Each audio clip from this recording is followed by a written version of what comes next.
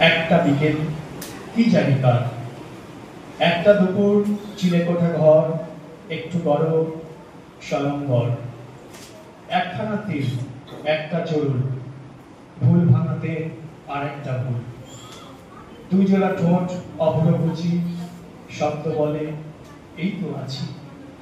একখানা চাঁদ, একটা জ্যোৎস্না, তারপরে জাস্ট ভাবা যায় না, একটা ইমন, একটা আহিন, বুকের মধ্যে ভর ও বাহির, আমার সকাল